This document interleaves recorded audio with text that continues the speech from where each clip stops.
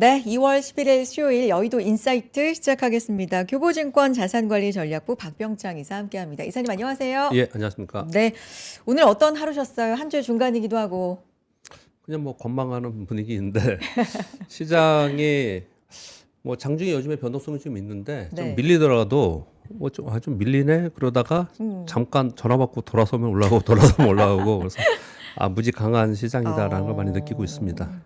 웬만해서는 네. 잘 안 빠질 것 같고요. 어. 물론 뭐 조정을 좀 보이고 있는데 네. 이걸 이제 아래로 좀 깊이 빠지겠다고 생각하고 하는 거는 좀 위험스럽지 않나 뭐 그런 분위기의 시장인 것 같습니다. 웬만해서는 그렇게 쉽게 빠지지 않는다. 좀 네. 강하다. 이런 말씀 해주셨는데 그 연휴라는 특성이 있잖아요. 예. 그 어느 연휴 대비해서도 조금 강하게 버티는 편인가요? 평가하실 때? 뭐 할리데이 리스크가 있으니까 이제 네. 예전에는 네. 좀 팔고 가자. 그 어떤 전에 좀 일일지 팔고 가자 뭐 모르니까. 이런 내용들이 좀 있었는데 네. 예를 들어서 팔고 가자는 사람이 뭐 10이라면 지금은 들어오는 돈이 20이니까 아. 유동성이니까요 시장은 지금은 팔고 가자는 느낌들은 좀 있고 그리고 또 뭐 사자는 사람들도 연휴 리스크가 있으니까 좀 주춤하는 모습을 뭐 어제 오늘 좀 보이고는 있지만은 전반적으로는 매수 우위의 시장이 좀 이어지고 있지 않나라고 생각합니다. 오늘 보면 시장은 코스피 뭐 1% 올랐고 개인은 이렇게 오르는 날 요즘 보면은 거의 룰처럼 여지없이 팔고 네. 오늘 뭐 외국인 기관이 이제 들어왔고 이런 네. 분위기. 예탁금도 물론 유동성 아직 풍부하지만 요게 살짝 내려갔다는 통계도 있어요. 100조 네네. 이하로 내려갔다. 예. 뭐 큰 시장 변화는 아닌가요? 뭐 그런 돈들이 뭐 빠지고 이런 부분은 아니고요. 또 어. 예탁금이라는 거는 이제 주식으로 사면은 또 줄어들 수 있는 부분이니까 제가 보기에는 기존에 들어오는 돈들은 좀 있는데 다소 이제 조심스럽게 들어오느냐 아니면 이제 급하게 지금 빨리 사야겠다 이런 분위기냐 이제 이런 분위기 속에서 그 변동성이 생기는 것 같은데요. 지금은 연휴 앞두고 있는 상황인 거고 그동안에 가파르게 왔고 미국 시장도 좀 조정을 보였고 그래서 조금은 관망 무늬가 있는 상태에서 이런 현상이 나타나고 있지 않나 생각합니다. 그 수급의 전반적인 그 기저에는 삼성전자 수급을 보시면 딱 알 수 있을 것 같습니다. 삼성전자의 수급을 한번 살펴보도록 하겠습니다. 네. 외국인 수급이 오늘 좀 또 들어오는 것 같은데. 오늘 좀 들어왔어요. 네. 여기 보시면요. 개인들 정말 대단합니다. 2월 2일 날 삼성전자가 5.7%, 5.8% 급락한 적이 있었습니다. 이날 개인들이 1조 5천억 샀습니다. 그 다음날 11% 올랐어요. 삼성전자가. 그날 다 팔았습니다. 그 다음날. 수치로는. 모든 사람이 샀다 판 건 아니지만 전체 집합의 수치로는 이렇게 보인다는 설명을 좀 드리는 거예요. 네.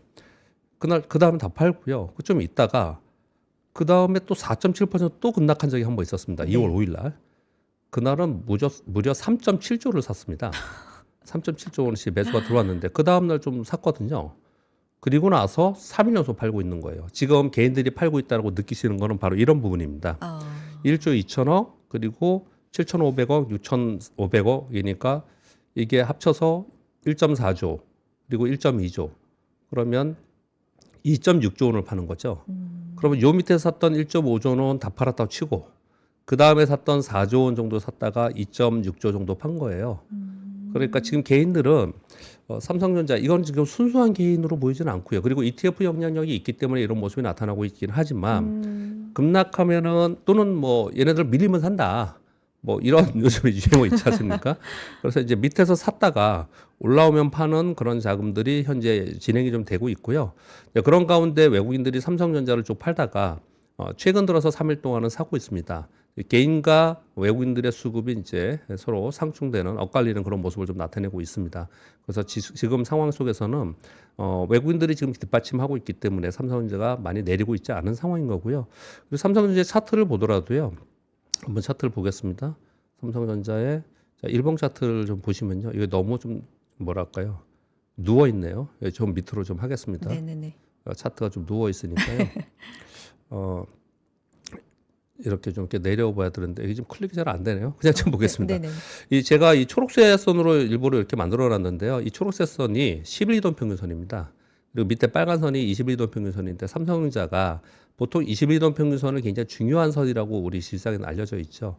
이 21돈 평균선을 깨지 않은 상태에서 계속해서 강세를 유지하고 있는 그런 상황인 거고 그리고 11돈 평균선은 급등한 종목들이 이걸 깨냐 안 깨냐를 따질 때 굉장히 중요합니다. 네, 그런 경우에 지금 11돈 평선 위에서 지금 있기 때문에 굉장히 강한 모습을 나타내고 있고요. 그리고 조정을 보이는 날 있잖아요. 조금 더 크게 확대해서 말씀을 좀 드리면요. 시장 그 주가가 조정을 보일 때 그럴 때 밑에 거래량을 봐야 되는데 이 거래량이 없잖아요. 이 이틀 동안 작은 음봉을 보일 때 거래량이 크지 않지 않습니까?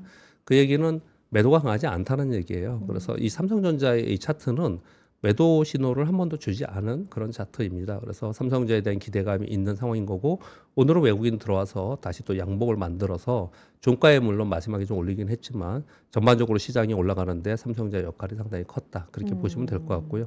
근데 특이한 점은 SK 하이닉스예요. SK 하이닉스가 비슷한 차트로는 비슷하거든요. 삼성전자랑. 자, 이렇게 비슷한 모양을 좀 그리고 있는데요. 수급이 상당히 많이 다릅니다. SK하이닉스의 수급을 보면은 이게 지금 KLX하고 NST하고 이렇게 좀 있어갖고 제가 맨날 KLX로 바꾸면서 이걸 보거든요. 아, 네네. 이거를 정말 NST가 생겨가지고 어려워요 좀. 근데 이 SK하이닉스를 보면은 외국인들이 1월 말 지나고 2월 달 들어서 이렇게 보시면요. 여기 지금 외국인이거든요. 외국인들이 어제 700억 산 거 빼놓고는 내리 팔고 있죠. 그러네요. 내리 계속 팔고 있는 상황인 거고 반면에 개인들은 좀 더 사는 그런 모습을 나타내고 있는데 이것은 최근 들어서 삼성전자의 내러티브하고 외국 SK하이닉스하고 서로 뭐 HBM4가 뭐 설 지나고 나서 연휴 지나고 나서 삼성전자에서 공급을 한다, 대량 양산한다 이런 뉴스가 있고 또 SK하이닉스에서는 아니다. 우리가 거의 대부분 한다. 서로 이제 그런 공방의 뉴스들이 좀 있는데 전반적으로는 제가 지난주에 그 말씀을 드렸는지 모르겠는데 SK 하이닉스와 삼성전자를 선호하는 양쪽 다 갖고 있으면서도 불구하고 또는 한쪽 갖고 있으면서 약간 좀 어느 쪽을 더 선호하는 경향이 좀 있는 것 같아요. 근데 그 경향을 좀 보면은 물론 삼성전자는 우리나라 시장에 들어오고 나아가고 하는 이제 흐름 속에서 이런 모습이 나타나고 있지만 지금 현재 상황에서는 절대적으로 올해 이익만 바라보면은 SK 하이닉스가 이익 증가율이 훨씬 더 크고 그리고 훨씬 더 저평가거든요. 그래서 그런 논리들이 상당히 있기 때문에 SK 하이닉스를 우리나라 기관들 또는 개인들은 상대적으로 선호하는 것 같아요. 특히 개인들이 상대적으로 선호하는 하이닉스를. 그런 SK 네. 하이닉스를 선호하는 모습을 좀 나타나고 있고요. 반대로 외국인들은 SK 하이닉스보다 삼성전자를 좀 사는 그런 모습을 좀 나타내고 있습니다. 그래서 두 종목이 비슷하게 움직이지만 수급의 차이가 나타나면서 그 어느 날은 뭐 삼성전이 올라가고 오늘 같은 경우에는 어떤 날은 또 하이닉스가 올라가고 이런 차이점이 발생이 되고 있습니다. 여하튼 이 두 종목 수급을 지금 질문 주셨기 때문에 이렇게 말씀을 드리고 있는데 이 두 종목의 수급이 거의 대부분이고요. 사실은 거의 대부분에 있는 거의 뭐 상태이고 대표하는. 네. 네, 전체적으로 그리고 이 두 종목이 꺾이면 시장이 꺾이는 거예요. 네. 전반적으로 이 두 종목의 올해 영업이익이 전체 50%가 되고 있기 때문에 이 두 종목을 바라보면서 시황을 보기 때문에 이 두 종목은 맨날 왜 삼성전자, SK하이닉스만 얘기하냐 하실지 모르겠는데 이 자체가 시황입니다. 지금 굉장히 중요한 시황이기 때문에 이렇게 말씀을 드리겠고요.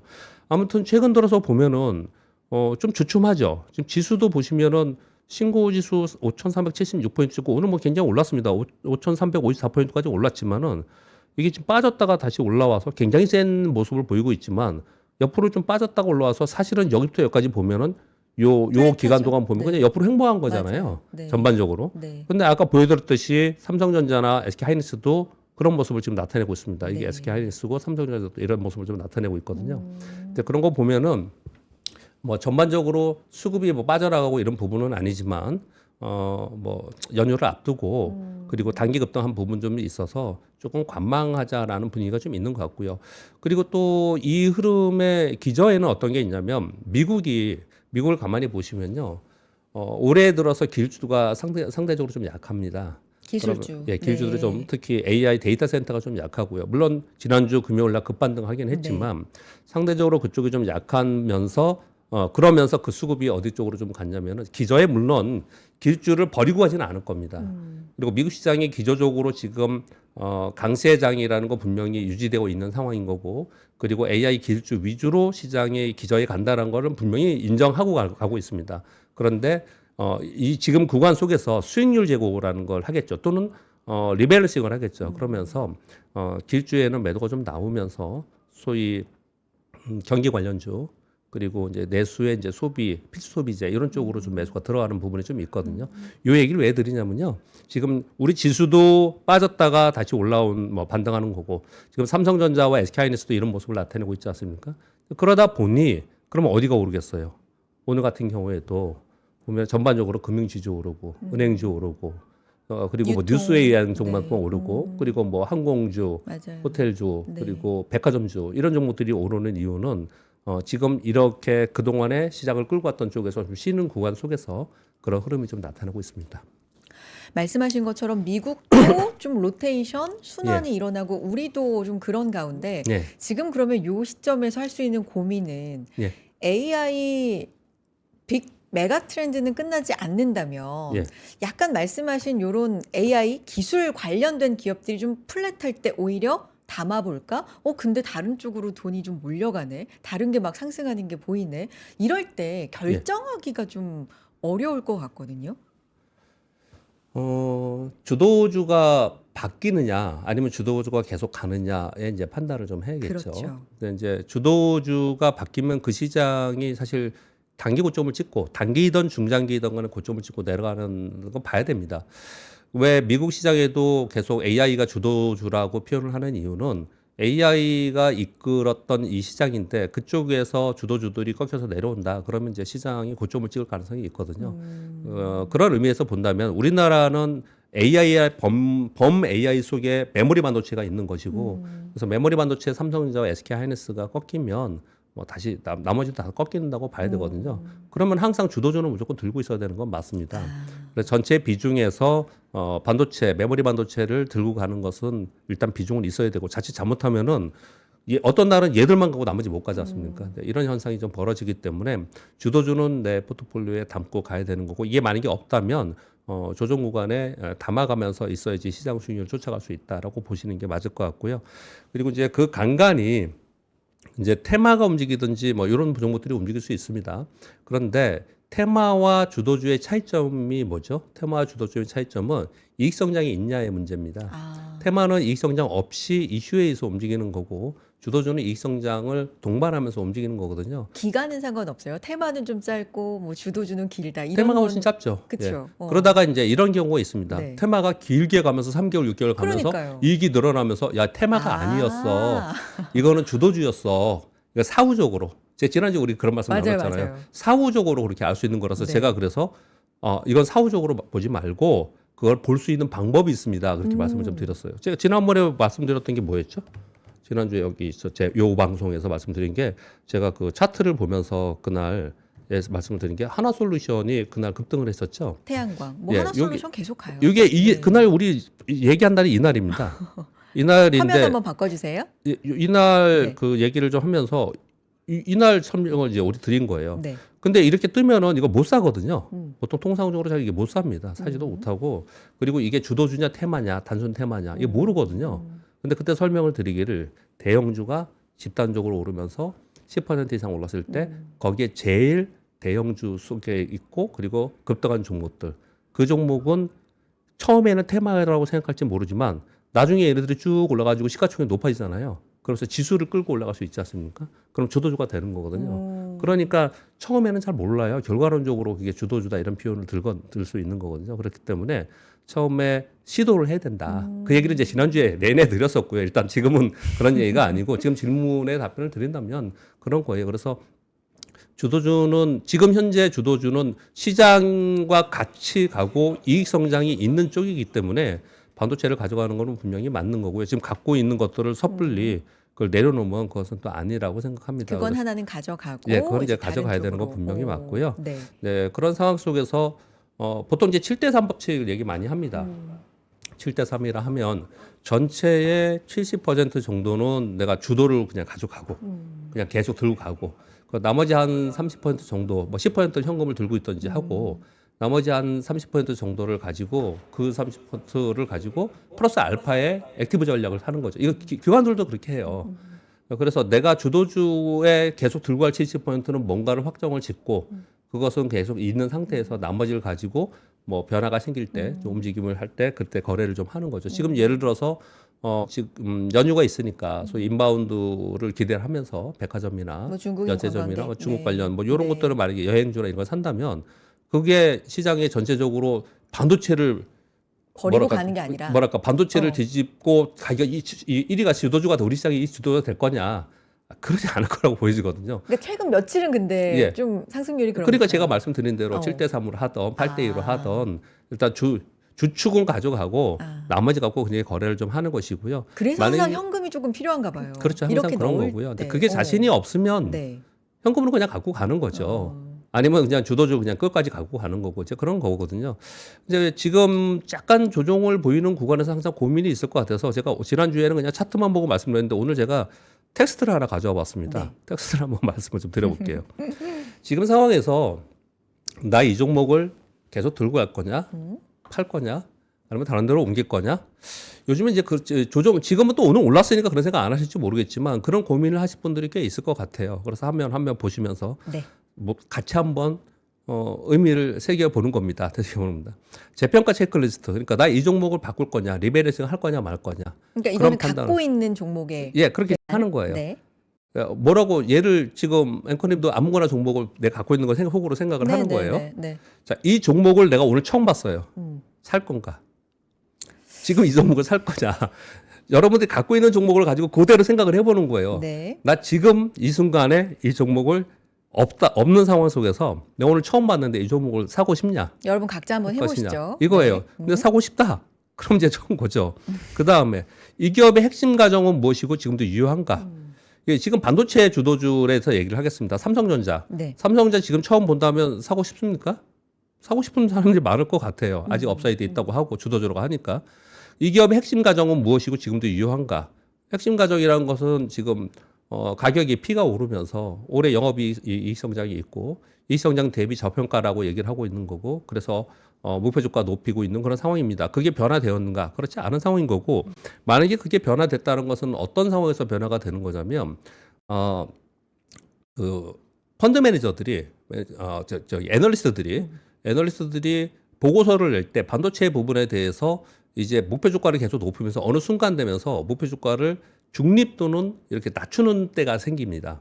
그것은 영업이익 추정치가 낮아지기 때문에 그러는 거거든요. 그런데 애널리스트의 입장에서 가만히 생각을 해보면 이들이 올해 영업이익 추정치를 막 계속 올렸지 않습니까? 그동안에? 그쵸. 그랬는데 갑자기 올 뭐 3월 지나서 4월 뭐 2분기 또는 3분기에 갑자기 얘를 영업이익 추정치를 낮출 수 있느냐? 이미 올해 거와 내년 초 거를 정해놨기 때문에 갑자기 그걸 낮출 가능성이 굉장히 낮아요. 그래서 지금 이 핵심 가정은 아마도 지금 계속 유효한 상태로 있을 가능성이 굉장히 높습니다. 오늘 상반기에도. 그러면 그 다음에는 주가가 아니라 이익이나 현금 흐름은 어떻게 변했는가? 지금 변한 거 없죠. 오히려 증가하고 있는 상황이지 않습니까? 또 현재 밸류에이션은 대한투자와 비교해서 매력적인가? 이게 되게 중요합니다. 네. 대한투자라 하면 지난번에 좀 말씀을 좀 드렸는데 내가 삼성전자 100% 갖고 있어요. 그때 SK 하이닉스로 좀 비교를 드렸죠. 지금 90만 원이에요. SK 하이닉스를 100만 원에 내가 팔고 싶어요. 그럼 10만 원이지 않습니까? 그럼 한 11% 되지 않습니까? 그게 내가 생각하는 위로 업사이드에 내가 생각하는 목표 수익률이에요. 네. 거기서 팔고 싶어요. 네. 근데 지금 보니까 11%가 문제가 아니고 20% 30%가 저쪽에 보인다 만약에 그렇다면 그거는 일부를 할 수가 있는 거죠. 또는 과감하게 할 수 있는 거죠. 즉 대안 투자가 있는지를 비교해 보는 게 굉장히 중요하다는 거지. 근데 아무리 생각해 봐도 저쪽으로 가서 저건 업사이드가 많고 분명히 저쪽에서 수익을 많이 낼 수 있긴 하지만 올라갈 확률을 생각해 볼 때는 저건 너무 애매해. 얘는 확률이 되게 높은데. 그렇다면 그거 아시죠? 워렌 버핏이 쓰신다는 거지 않습니까? 위로 올라갈 업사이드의 확률 곱하기 기대값. 그리고 내려갈 확률 곱하기 기대값. 네. 이게 양의 수가 돼야지만 옮길 수 있다라는 거예요. 마이너스가 되면 안 돼요. 네, 마이너스가 되면 안 되고. 지금 이제 그런 판단을 해보면서 보자는 거죠. 네. 그리고 지금 판단의 기준은 정보인가 기억인가라는 거예요. 지금 하고 있는 게 예전에 생각했던 기억인가, 지금 업데이트되고 있는 그런 정보를 내가 팔로우하고 있는가, 그러니까 요걸 지금 가지고 현재인가 지나간 건가? 예, 뭐 그런 이런 것들을 거네요. 봐야 된다는 거죠. 내가 보면 여러분 아마 체감하시고 공감 다 하실 거예요. 네. 저도 제가 예전에 샀던 종목들 이렇게 보면서 지금 제가 이렇게 어떤 종목이 있다, A라는 종목이 있다, 이 종목을 가지고 1번부터 5번까지 딱 봤을 때 이게 뭐 4개 이상 또는 5개 유효해. 그러면 그냥 있을 수 있는 거죠. 근데 처음에 1번부터 딱 봤는데 나 이 종목을 지금 사고 싶은가? 그랬더니 나는 지금 갖고 있어서 물려서 그렇지 나 사고 싶지 않아. 그렇다면 1번부터 지금 걸리는 거잖아요. 그렇죠. 그랬을 때 재평가, 리밸런싱을 한다는 거거든요. 그래서 아마 이거 되게 냉정하고 객관적인 겁니다. 자기 자신을 속이지 않는 한 굉장히 냉정한 거거든요. 근데 사람의 심리가 작용을 하지 않습니까? 심리가 작용하는 시장이기 때문에 이거 1번부터 뭐 보니까 1번도 아니고 2번도 아니고 3번도 아니고 막 그래. 그렇지만 도저히 못 팔겠어. 이런 경우가 있을 수 있거든요. 근데 그런 부분들 때문에 우리가 사실 계속 물려 있는 경우가 있을 수 있습니다. 그래서 일부분 시장이 올라갈 때 리밸런싱 하기는 되게 어렵고요. 조정을 보일 때 할 수 있는 거고, 그리고 일부 내가 이익 실현을 하고 현금이 있었을 때 할 수 있는 부분입니다. 이도저도 못했을 때는 뭐 이걸 못 하는 거고요. 그래서 만약에 그런 기회가 왔을 때 이걸 내가 한번 이런 체크리스트를 보고서 한번 해보는 것도 괜찮지 않을까 생각합니다. 질문에 답변을 좀 너무 어렵게 드렸습니다. 아니에요. 지금. 좋았습니다. 이 지금 체크리스트, 재평가 체크리스트를 이제 제가 갖고 있는 종목을 이렇게 해보니까 저는 더 갖고 있어야 될 것 같아요. 그럼 이제 훌륭한 거죠. 그러니까요. 이제. 그럼 이제 각자의 갖고 계시는 예. 종목들을 대비해서 좀 냉정하게 생각을 해보실 기회가 될 것 같은데 지금 제가 봤던 댓글 중에서 함께 하시는 분들 중에서 포레버님이 예. 지수를 사겠다고. 예. 그러니까 그런 기준 주셨잖아요. 지금 내가 만약에 이걸 처음 본다면 들어가겠냐. 예. 근데 종목이 아니라 지수를 사는 것도 그럼 지금으로서는 하나의 방법인가? 이런 건 어떻게 체크할 수 있어요? 그렇죠. 지금 지수 위쪽으로 더 보고 있지 않습니까? 근데 저는 개인적으로 지수보다는 그냥 반도체 ETF가 나을 거라고 생각을 좀 하고 있습니다. 근데 지난번에 제가 솔직 고백을 했죠.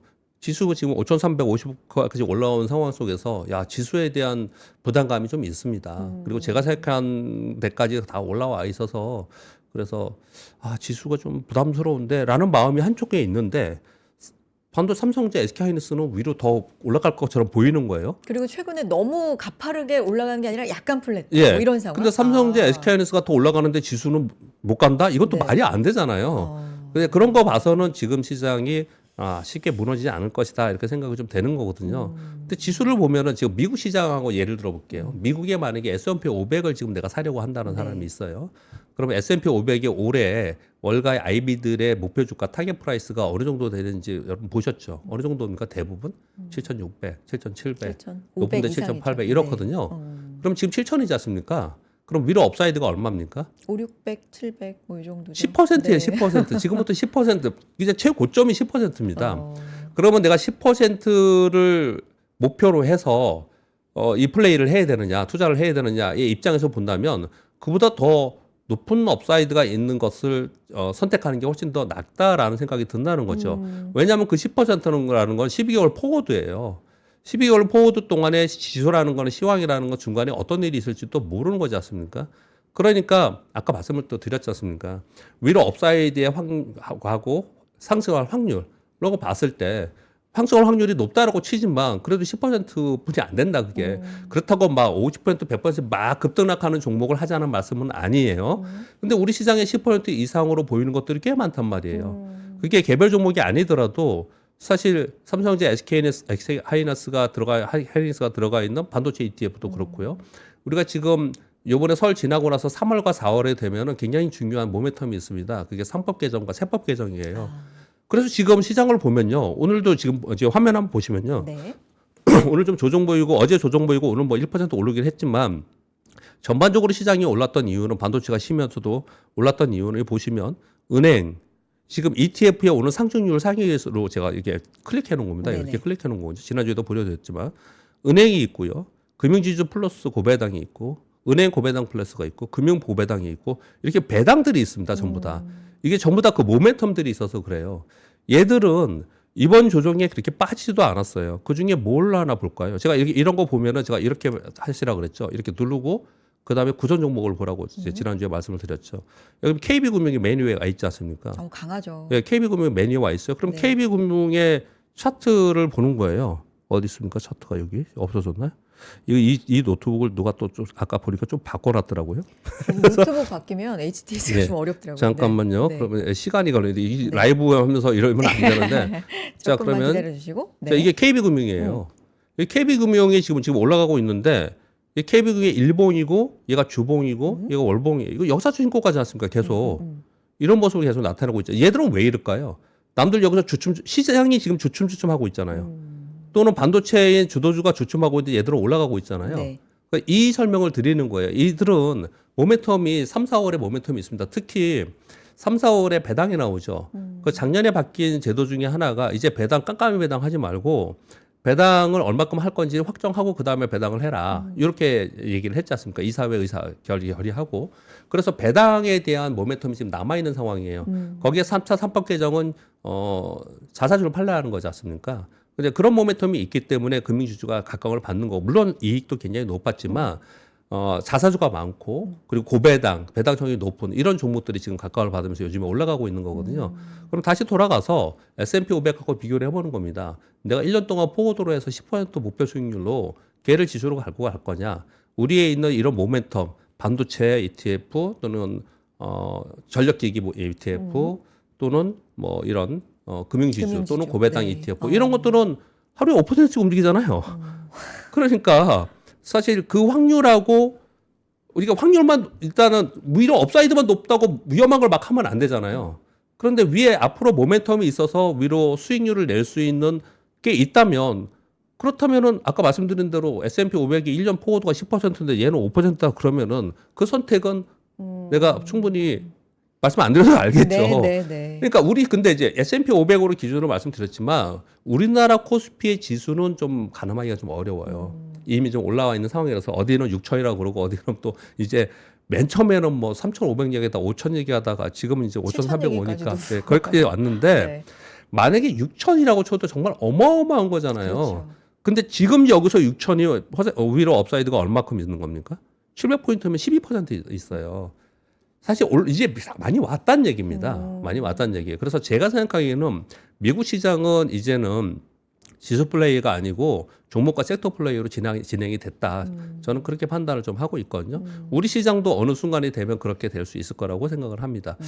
이렇게 말씀을 드리면 또 이런 얘기를 질문을 하실 것 같아요. 여러분들이 생각을 제가 읽어보면은 그러면 코스닥 3천 간다 그러는데 코스닥 사면 되지 않냐. 지금 1,000 가까이 넘었으니까 2천 가도 더블 아니냐라고 생각하실 수 있을 것 같거든요. 더 위에 룸이 많은 거 아니냐. 예, 왜 네. 그렇게 생각할 수 있을 것 같은데 코스닥은 코스피보다 올리기가 쉽지 않아요. 이 코스피는 여러분 다 아시다시피 저평가를 정상으로 만든 거고요.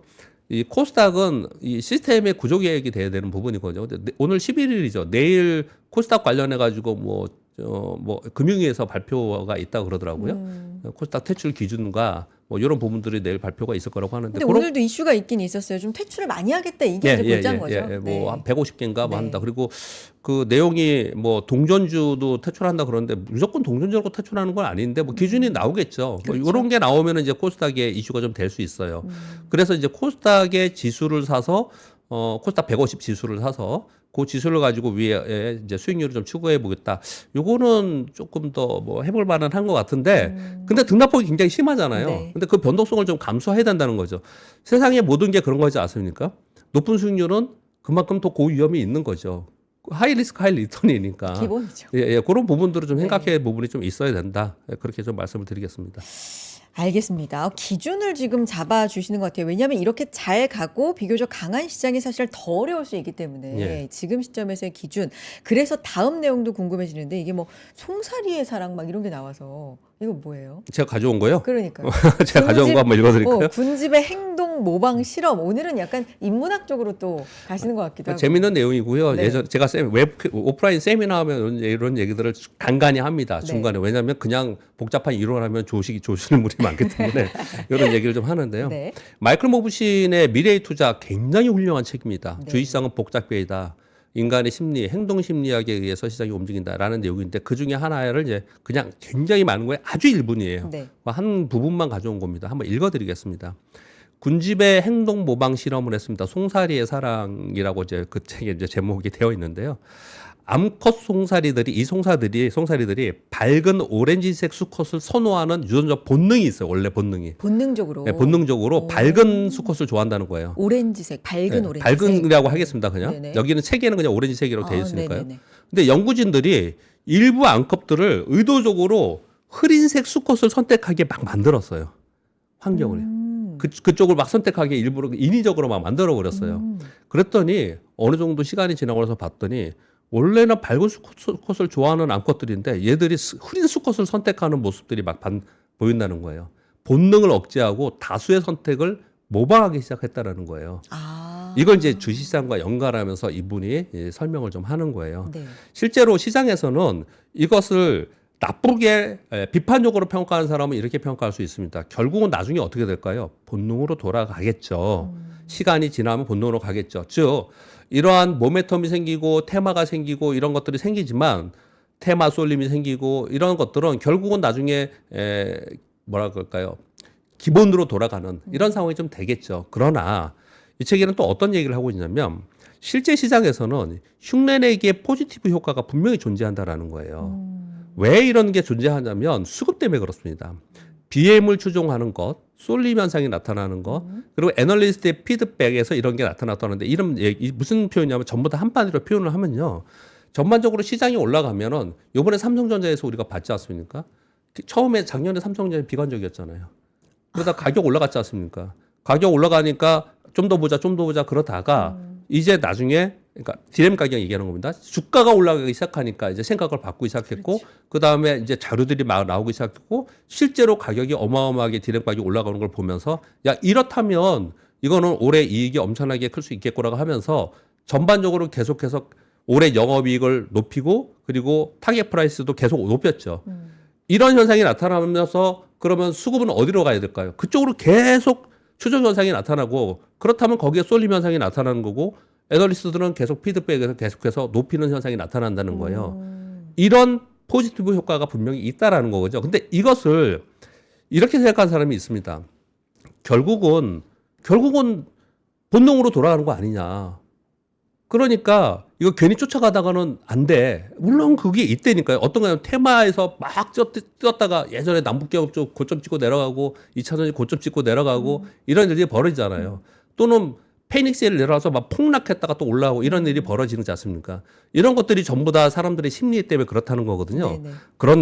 그런데 이 실제로 실전 투자에서는 이 흉내내기가 굉장히 강하기 때문에 특히 요즘에 굉장히 이런 현상이 나타나고 있기 때문에 이 집단 행동이 나타나는 것을 나는 반해서 투자해야 된다. 모두 다 좋다고 할 때 나는 반대로 보고 나쁘다고 할 때 반대로 봐야지만 주식시장에서 이익을 낸다라는 이론이 있고 그 이론은 분명히 맞습니다. 그러나 그것은 기간의 차이가 있는 거고 뭐 5년 후에 10년 후에 맞을 수 있는 거겠죠. 워렌 버핏께서는 지금 현금이 가장 많다지 않습니까? 왜냐하면 그분의 자금은 단기적으로 샀다 팔았다 할 수 없는 거예요. 너무 커서. 네, 너무 커서. 네. 그러니까 쭉 위험하다고 생각할 때 쭉 파는 거고. 그 결국은 나중에 보면 맞았을 가능성이 굉장히 높죠. 그리고 좋다고 생각하는 어느 순간이 되면은 남들이 나쁘다 그럴 때 쭉 사기 시작해서 가겠죠. 그렇게 가겠죠. 근데 대부분의 우리들의 투자자들은 우리의 투자는 그렇지는 않습니다. 그렇게까지 대규모 자금도 아니고 그렇게까지 아니기 때문에 대부분은 이 군중이라는 건 개개인은 현명하지만 군중은 집단적으로 움직여서 굉장히 예측 불가능해요. 그런 모습을 나타내고 있기 때문에 모두 다들 그쪽 방향으로 가고 있는데 지금 반도체를 가고 있고 AI의 시대이고 반도체 업사이드가 되고 있고 슈퍼 사이클이 되고 있다라고 하는데 야 그건 지금 이건 아니야. 남들 다 가고 있는데 난 안 갈 거야. 난 딴 데 가서 갈 거야. 이거는 좀 근데 그럼 수익률이 진짜 안 좋을 것 같아요. 주식시장에서 어렵다라는 거지. 그렇죠. 수익률 추구가 되게 어렵다라는 거예요. 되게 제가 30년 주식시장에 있으면서 네. 진짜 현타가 온 굉장히 멋진 얘기 그런 얘기를 제 어. 친구한테 들은 게 있어갖고 뭐예요? 주식을 잘하는 친구입니다. 그래서 오늘 한번 말씀드려볼게요. 네. 뭐라고 얘기하냐면요. 제가 이제 그 친구한테 주식을 잘하니까 야 요즘 뭐 사냐? 뭐 하면 되겠냐? 이렇게 물어봐요. 근데 이사님보다 더 잘하는 예, 친구? 그 친구한테 이렇게 물어보면 그 친구가 뭐라고 하면 혹시 이 방송 들을지 모르겠지만 그 친구가 뭐라고 얘기하냐면은 그때 당시에 제일 센 주식만 항상 물어보면 제일 센 주식만 얘기를 해요. 제일 강한 거 야, 계속 가는 제일 거. 급등한 종목만 얘기를 해요. 항상. 네. 야 그러면 너는 맨날 센 거 좀 진짜 맨날 그런 것만 산다고 그랬더니 자기는 그렇다는 거예요. 야 그게 불나방이지. 우리 불나방 싫어하잖아요. 그랬더니 되게 멋진 얘기를 했습니다. 아 궁금해요. 뭐라고 얘기했냐면요. 활활 타오르는 불꽃에 타 죽을까봐 거기에 못 들어가서 딴 데 피해 있으면 타 죽기 전에 얼어 죽는다. 저는 얼어 죽느니- 진짜 현타였습니다. 그 얘기가. 근데 주식시장에서는 그런 게 인정하자는 거예요. 주식시장에는 그런 부분이 있다라는 거예요. 제가 왜 요거를 지금 오늘 저 오후 시간에 좀 가져오면서 이런 것들을 좀 말씀드렸냐면 뭐 계속 광고를 하고 있지만 이제 아카데미를 준비를 하고 있는 부분 네. 내에서 이런 것들을 갖고 있는데 왜 이런 얘기를 하냐면요. 이런 겁니다. 지금 가만히 생각을 해보니까 아침 방송에서 말씀드렸지만 지금에 들어오는 자금들을 가만히 보니까 2020년 팬데믹 이후에 들어왔던 2021년에 꼭지 찍었던 그 자금하고 지금하고 좀 달라요. 지금 자금들은 예금에서 이동하고 그리고 부동산에서 이동하고 그리고 연금, 개인연금, 퇴직연금, 연금에서 이동하는 자금들이 꽤 있습니다. 지금 ETF가 지난 연말에 300조라 그랬거든요. 지금 355조라고 지금 발표가 났죠. 연말에서 지금이면 한 두세 달 두 달도 사이예요? 안 됐죠. 두 달? 와. 네, 한 달 반 됐죠. 그러네요. 한 달 반 동안, 그러니까 영업일수로는 25일인가 지났다고 합니다. 한 달 만에. 근데 25일 만에 55조가 늘은 거예요. 네. 그러니까 제가 이 표를 드리는 이유는 지금은 ETF 전성시대가 됐어요. 지금 아까 말씀드린 대로 뭐 송사리를 비교를 드렸지만 지금은 ETF로 모두 다들 ETF에 관심이 있고 ETF에 자금이 들어가는 시장이면 나는 투자를 어떻게 해야 되느냐? 그럼 늘 제가 지난주에도 이걸 보여드렸지만 늘 그냥 계속 화면에 내 종목만 보고 관심만 보는 그런 부분이 아니고 어디 있습니까? 또 이거? 또 어디 갔나? 밑에 저 아까 보여드렸던 네. ETF 있지 않습니까? 이걸 그냥 계속 이걸 볼 수밖에 없어요. 지금은요. 계속 ETF의 장중에 얘 변화를 보고요. 얘 변화를 보시면서 여기에 지금 오늘은 보면 원자력이 또 1위에 있네요. 그럼 원자력에 있는 구성 종목을 보고 물론 우리가 알고 있어요. 뭐가 제일 세고 이런 건지 알고 있습니다. 근데 원전이 편입 오를 것 비중대로 같죠. 되어 네. 있지 않습니까? 네. 그 여기에 보면은 두산 에너빌리티가 편입 비중 2위네요. 지금 보니까 1위가 현대건설이고 오늘 보면은 우리기술 올랐는데 이런 조그만 건 좀 빼고 시가총액이 여기 뭐 한전산업 같은 게 있어요. 제가 이제 원래 이거 개인적으로 선호하는 기업이긴 한데 한전산업 같은 게 있는데 한전산업에 이걸 보고 그 다음에 얘의 차트로 가봐요. 이게 한전산업 차트예요. 네. 그러면 얘가 여기서만 이게 나왔겠냐 ETF에 그렇지 않습니다. 얘가 이미 얘는 이날도 이런 현상이 벌어졌을 거예요. 이날도. 그러면 이 지금 ETF에 자금이 들어오는구나. 얘가 구성 종목이 높구나. 얘에 관심이 많구나. 이 시기로 갔다는 거죠. 이거에 대한 비판하는 사람들도 있습니다.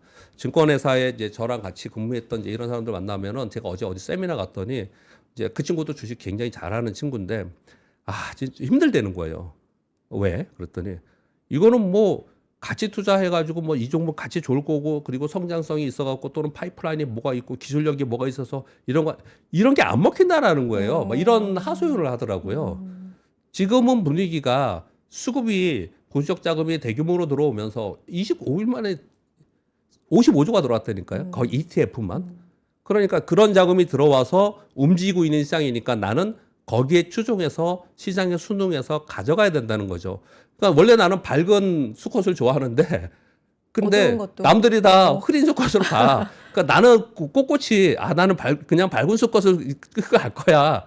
하기에는 주식시장은 그런 시장이 아니라는 거죠. 지금 돈이 어디로 가고 있는지를 예, 예. 계속해서 예, 예. 따라가는 게 물론 위험성이 있다는 게 예. 이제 이론이지만 예, 예. 지금은 상황이 예. 유동성이 워낙에 넘치니까 예. 거기를 좀 가봐야 된다 뭐 이런 말씀을 근데 지금 그걸 가보지 않으면 아까 그쵸. 말씀드린 그냥 얼어 네. 죽는다는 거죠. 그러니까 근데 대신 이런 거죠. 주춤주춤 하다가 근데 이거 이렇게 말씀드리면 여러분들이 또 너무 뭐랄까 분위기 조성한다고 할까봐 비판하실까봐 이렇게 말씀을 좀 드릴게요. 그 얘기 뒷얘기들도 있습니다. 뭐냐면은 그렇게 투자하시는 분들은 두 가지를 할 수 있어야 돼요. 하나는 뭐냐면은 하나는 그냥 일단 그런 종목들을 내가 처음부터 잡을 수 있는 습관적인 이 강세 종목을 잡을 수 있는 습관이 좀 있어야 돼요. 지난주에 말씀드렸듯이 보수적 성향인 사람은 좀 어렵거든요. 근데 이거는 아무튼 되게 어려운 얘기니까 빼고 우리가 할 수 있는 것만 말씀드릴게요.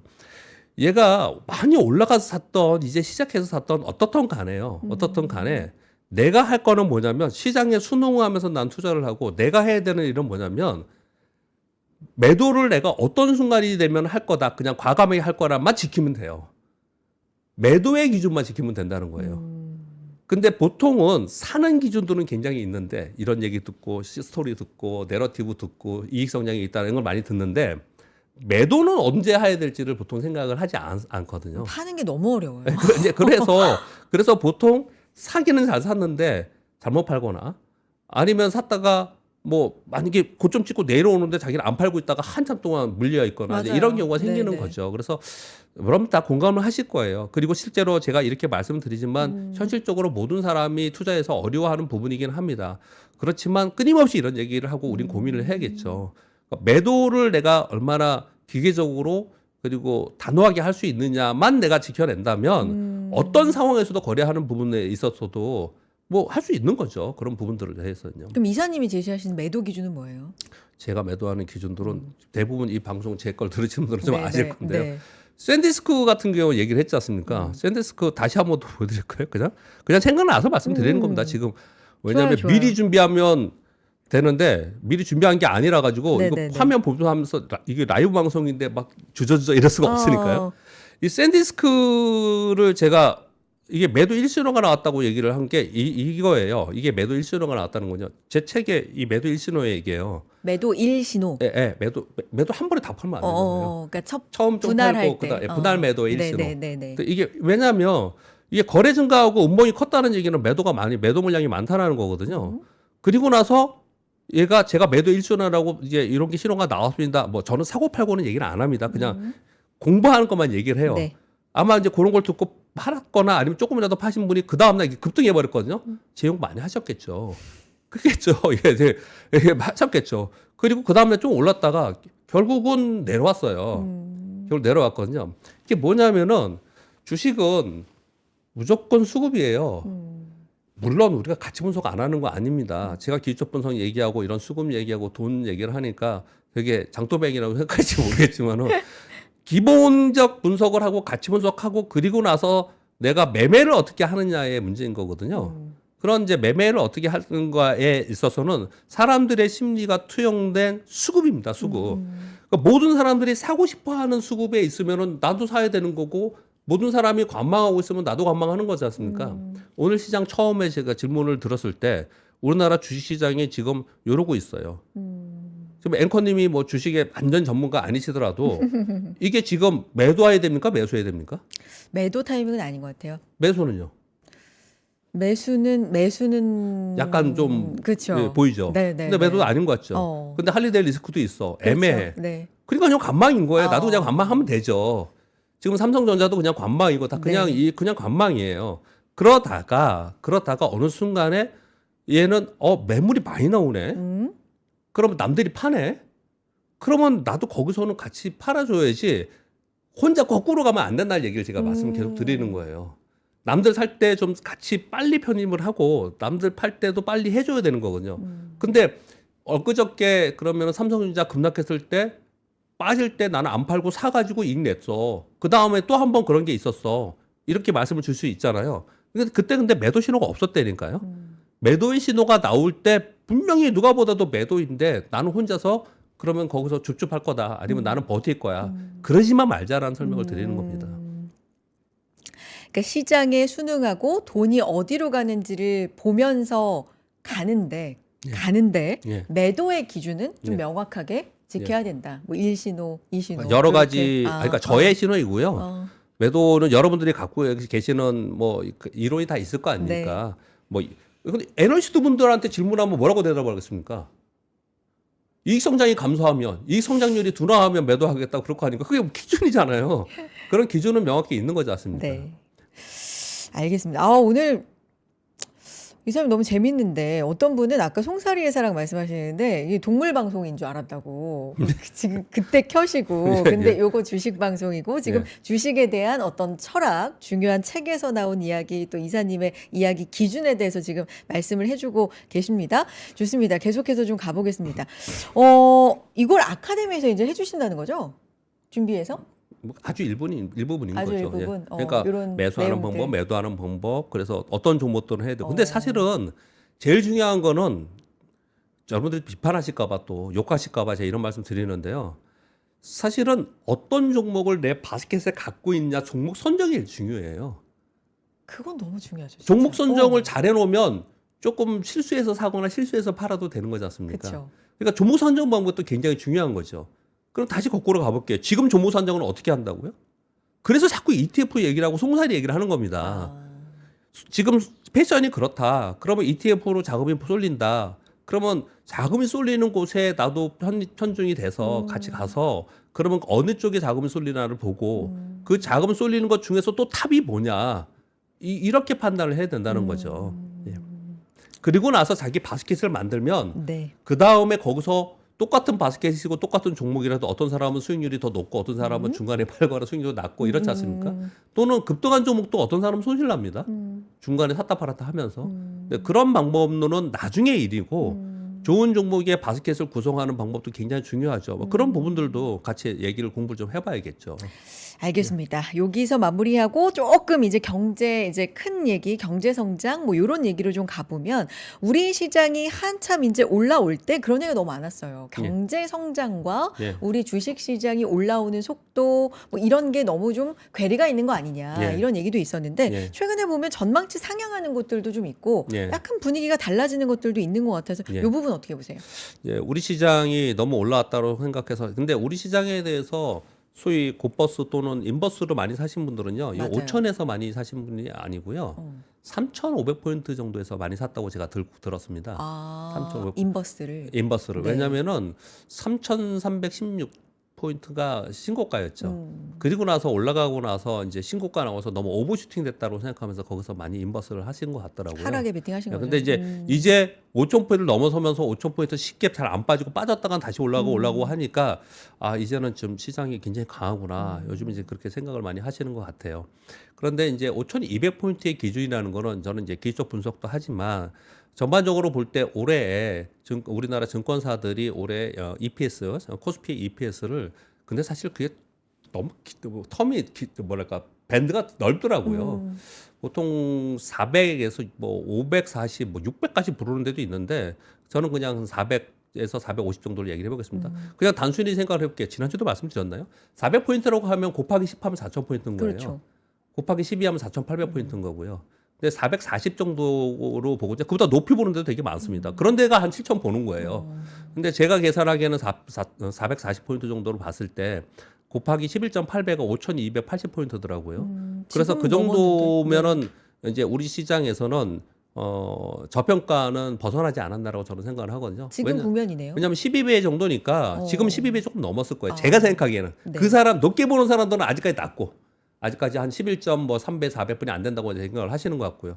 그런데 제 생각에는 저는 이제 보수적으로 봐서 그 정도 왔다고 생각하는데 왜 이제 이게 저평가는 벗어났다고 말씀을 드리는 거냐면은 아시아 평균이 12에서 13배예요. 그럼 우리가 한 12배 왔으면은 그러면 이제 우리 혼자 저평가는 벗어났다 이렇게 생각을 좀 하거든요. 결국은 이제 그렇게 올라오는 사이에 경기도 안 좋은데 왜 그렇게 우리가 올라올 수 있느냐? 우리나라 경기가 올해 전망이 뭐 1.8 뭐 이랬습니다. 1.5에서 1.8 사이 정도였습니다. 작년에는 뭐 1%였고요. 네, 그런 상황이었기 때문에 경기와 연동해서 보면은 우리 시장이 좀 해석이 안 되지 않냐, 너무 고평가지 않냐라고 얘기를 하는 거거든요. 그런데요, 지금 전 세계 시장은 경기와 연동한 시장이 아니에요. 독일은 역성장인데요. 역사적 신고까지 왔습니까? 이게 지금 유동성에 의해서 올라온 시장이라서 결국은 이 시장은 크게 무너질 어떤 순간은 우리는 닥칠 거라고 저는 생각합니다. 다만 올해가 아닐 거라고 생각을 하기 때문에 올해 이렇게 투자를 하고 있는 거고 어느 순간에 이게 만약에 아까 워렌 버핏님을 다시 말씀을 좀 드리면 소환하면, 그런 네. 부분은 이걸 한 번에 못 팔잖아요. 그렇죠. 그러니까 미리미리 계속 팔고 나가는 거죠. 그래서 그런 순간이 올 거라는 생각은 저도 가지고는 있습니다. 그런데 그러니까 유동성이 힘에 의해서 올라왔다는 말씀을 좀 드리는 거예요. 첫 번째 그 부분이 있는 거고요. 두 번째는 우리 시장도 GDP 성장률이 꽤 많이 올라왔습니다. 그런데 이 부분은 꼭 말씀드리고 싶어요. 제가 아침 방송에도 이걸 했는데요. 지금 CT에서 2.4%, 노무라에서 2.3%, BNP 파레에서 2.3% 정도로 요즘에 이렇게 올렸어요. 그러네요. 근데 중요한 거는 네. 올린 것 자체가 아니고 얘네들은 올렸다가도 내리고 막 이렇게 중간중간 바뀌니까 이유가 되게 중요합니다. 하나는 뭐냐면 반도체 슈퍼 사이클을 얘기를 하는 겁니다. 결국은 우리 시장은 반도체 슈퍼 사이클, 반도체 꺾이면 꺾이는 거예요. 이 네. 시장은요. 꺾이는 건데 근데 이 빨간 거치로 쓴 거를 한번 보시겠습니다. 네. 올해 메모리 시장을 전체적으로 5,500억 달러의 매출로 트렌드포스에서 발표를 어저께 했더라고요. 작년에 2,357억 달러였어요. 2배입니다. 거의 2배. 2배 이상이네요. 근데 그러니까 주가가 많이 뜬 거예요. 네. 근데 문제는 이겁니다. 메모리 시장이 5,500억 달러인데 우리나라 삼성전자, SK하이닉스의 비중이 점유율이 어느 정도 되죠? 메모리가 한 70%고요. 그리고 낸드 플래시가 50%좀 넘어요. 그래서 합쳐서 한 60%로 할게요. 그러면 5,500억 달러면 한 800조 정도 됩니다. 800조 정도에 60%면은 68에 48, 500조 정도 되죠. 거기다 영업이익률 곱하면은 그럼 삼성전자와 SK하이닉스의 올해 영업이익이 딱 나오지 않습니까? 그걸 가지고 지금 삼성전자, SK하이닉스를 바라보면은 여전히 저평가입니다. 이걸 기본으로 하기 때문에 우리 시장이 더 좋아질 거다. 오늘 보니까 내일 아침 방송하려고 자료 쓰다 보니까 이번 2월 1일부터 10일까지 엄청나게 반도체 수출을 했더라고요. 수출 데이터 나왔죠. 오늘. 네, 나왔어요. 10일 동안 나왔는데 YOY로 반도체는 137%가 증가했더라고요. 엄청나게 증가했습니다. 네. 이런 부분들이 있기 때문에 올해 우리 GDP 성장률이 올라간다는 게 있고요. 또 한 가지는 뭐냐면 우리는 우리 자신들을 되게 폄하하는 또는 우리 참 자신 없어하는 게 분명히 좀 있습니다. 너무 그러나 오랫동안 박스 피었어요. 그런 부분들이 분명히 있습니다. 인정됩니다. 네. 그런데 소위 자산의 효과, 부의 효과라는 건 분명히 있습니다. 네. 우리나라는 부동산 가격이 급등했지만 그게 부의 효과를 이루면서 내수 소비로 연결되지 않았습니다. 물론 K자형이라는 건 분명히 있습니다. 오늘 아침 방송에서 그런 얘기를 했는데 미국 시장에 진짜 깜짝 놀랐습니다. 미국 시장의 상위 1%가 전체 주식의 55%를 가지고 있고 하위 59%가 전체 주식의 1%뿐이 안 갖고 있대요. 그런 K자형이 되기는 분이 있습니다. 근데 아무튼 간에 우리나라는 다행스럽게 웬만큼 주식을 사는 사람들은 삼성전자를 다 가지고 있습니다. 그렇죠. 그럼 어떻든 전부 다 수익이 난 상태잖아요, 지금요. 그러면 이 가장 현금화하기 쉬운 자산이 이 주식이거든요. 그럼 주식이 여기 이만큼 올라와서 그리고 말을 안 해서 뿐이지 부동산 부자들이 또 주식도 굉장히 많이 갖고 있을 거란 말입니다. 그 사람들이 굉장히 부의 효과가 있을 거고 그런 사람들이 우리 내수의 소비가 연결이 되면 실제로 될지 안 될지에 대해서는 이제 향후 봐야 되지만 BNP 파리바에서의 분석은 향후 몇 년간 이 자산 효과와 확장적 재정으로 인해서 내수가 조금씩 좋아질 개연성이 상당히 있다라고들 보는 거예요. 이게 요즘에 내수주 올라가는 이유도 좀 될까요? 그냥 이런 너무 그냥 분석도? 빨리 그렇게 생각하는 것 같고요. 제가 생각하기에는 그냥 수급의 순환이라고 좀 생각이 좀 들고요. 요즘 내수주 오르는 것 중에는 대부분 백화점 한 거 이거는 이제 중국 춘절 관련된 거 하고요. 그리고 쿠팡 관련해가지고 아침 새벽 배송 그런 관련 종목들이 더 오르는 것 같고요. 그렇군요. 여전히 내수는 순수한 내수는 좀 좋지 않은 종목들이 훨씬 더 많이 있어요. 그런데 조금씩 개선될 거라는 거죠. 근데 중간에 가다가 시장이 많이 꺾이다든지 아니면 정책이 바뀐다든지 했을 때 그러면 여전히 우리 내수는 좋지 않는 상황으로 갈 수도 물론 있겠죠. 이거 경제 지표의 변화라는 거는 쉽게 그냥 바로바로 바뀌는 건 아니니까요. 그렇지만 이렇게 보는 시각도 있다라고 지금 보여지는 거예요. 지금 당장 이것 때문에 우리 시장이 내수가 좋아져서 GDP 성장이 올라가고 지수가 더 올라간다. 이걸 이퀄 관계로 만들기는 되게 어렵습니다. 그러나 우리 시장이 만약에 이 상태에서 경기가 좋아지면서 수급도 좋아지는 상황이 되면은 우리가 지금 걱정하는 게 뭐가 있냐면 우리 내심 속에는 예전처럼 폭락할까 봐. 우리 시장은 올랐다가 급등하면 맨날 폭락했어요. 근데 우리 시장의 지금 현재 흐름을 봐서는 외부의 시스템 리스크, 외부의 시스템 위기가 발생해서 우리 시장이 빠지는 거는 그거는 어쩔 수 없습니다. 그건 어쩔 수 없지만 우리의 내부적인 어떤 상황으로 수급적인 요인으로 우리 시장이 빠지는 것들에서는 상당 부분 개선이 많이 되고 있다. 그렇게 좀 보고 있습니다. 알겠습니다. 요거까지만 좀 여쭤보고 싶은 게 마지막 자료도 이제 궁금한 내용이어서 간밤에는 지금 미국 시장에서는 그 소프트웨어주들이 좀 부침을 많이 겪잖아요. 네네. 진짜 많이 하락한 종목들 많은데 또 AI 세무 쪽이 등장했어요. 세금 계산서도 써주고 이런 것. 그러니까 이런 게 지속될지 또 시장의 영향 우리까지 어떤 영향이 있을지 이 부분도 한번 짚어볼까요? 저는 큰 영향은 없을 거라고 일단 생각하고요. 근데 첫 결론적으로는. 번째 주식시장은요. 주식시장은 뭐든지 처음에 한 대 맞을 때가 제일 아파요. 그다음 몇 대 맞으면 그랬구나. 또 맞는구나. 벌써 맞았으니까 이제 됐어. 주식시장은 이제 그런 게 좀 있거든요. 학습 효과라는 게 좀 있습니다. 잘 생각해 보세요. 엔스로픽에서 클로드 오퍼스 공개하면서 처음에 나왔던 게 AI 법률 자동화 도구 나왔습니다. 그러면서 폭락했죠. 그러면서 AI 관련주 반도체도 빠졌어요. 그날. 맞아요. 그랬다가 약간 좀 주춤하다가 그 다음에 기업 재무자료 이런 것들 나온다고 하니까 또 빠졌어요. 이 관련 종목들이. 그리고 또 주춤했거든요. 그러다가 이제 지난주 금요일 반등을 준 겁니다.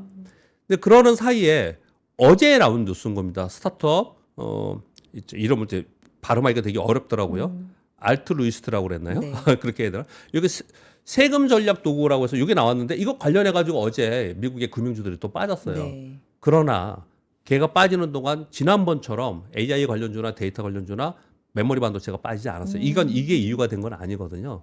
결국은 이것도 과정 속에 있는 거고 굉장히 좋은 흐름의 AI의 성장 과정에 있다고 생각하거든요. 저는 어떻게 이걸 결론 짓냐면요. 이렇게 보고 있습니다. 2023년 이후에 AI 인프라 구축은 저 개인적인 생각은 이거 순수하게 저 개인적인 생각입니다. 현재 진행 중인데 왜냐하면 소버린도 아직 뭐 하지도 않았잖아요. 우리나라 소버린도 아직 안 됐고요. 아직 진행 중입니다. 그러나 시장이 그것을 반영한 거는 이미 1에서 10까지 본다면 7, 8 정도에 와 있지 않나라고 저는 생각해요. 인프라 구축은요. 시장이 반영한 거는. 그런데 지금 이런 엔트로픽이나 이런 데서 소프트웨어 개발 도구가 나오고 이런 것들은 소위 말하는 구축된 인프라, AI 인프라를 통해서 제품과 서비스를 만들면서 활용 단계로 넘어가는 거거든요. 얘네는 이제 출발한 거예요. 그러면 우리는 주식은 미래에 투자하는 거잖아요. 우리는 어디에서 수익률이 더 많이 나올 거냐? 미국 주식 하시는 분들도 어디서 수익이 더 높은 수익률이 업사이드가 있을 것이냐? 이 활용에서 있을 거라는 거예요. 네. 이 활용 단계에서 B2C로 수익과 연결시킬 수 있는 기업들, 우리 다 알고 있는 기업들이 있죠. 구글, 알파벳, 그리고 뭐 애플, 뭐 아마존, 대표적으로 얘기를 한다면 그런 기업들은 B2C로 굉장한 개인 투자자들의 시장이 있는 데지 않습니까? 그러면 이것을 적절히 이용한다면 엄청난 수익을 낼 수 있는 대로 넘어가는 거잖아요. 네. 그러니까 지금은 그런 단계로 넘어가는 과정 속에서 이러한 노이즈들이 발생을 하는 거지. 네. 이것 때문에 AI 버블론이 생기면서 AI가 이제 고점 찍고 내려갔다라고까지는 보는 것은 저는 아니다. 그렇게 좀 개인적으로 보고 있습니다. 알겠습니다. 이사님 오늘도 감사드리고 여의도 인사이트 오늘은 교보증권 박병창 이사님의 인사이트 함께 했습니다. 오늘 말씀도 고맙습니다. 예, 감사합니다. 자, 하나 안내 말씀 드리고 저는 물러가고 또 단독 방송으로 이어가도록 하겠습니다. 윤명철 교수와 함께하는 유라시아 원정대 안내를 좀 드릴까요? 지금이라도 신청할 수 없냐 이런 문의가 좀 많았다고 합니다. 공개적으로 한 번 더 알려드리도록 하겠습니다. 4월에 떠나는 유라시아 원정대인데 이미 꽉 차서 문의가 와도 마감됐다 이런 말씀밖에는 못 드리는 대신에 5월에 한 번 더 떠날 수 있도록 지금 2차 투어를 열심히 준비하고 있다고 하거든요. 이 부분 좀 관심 가져보시죠.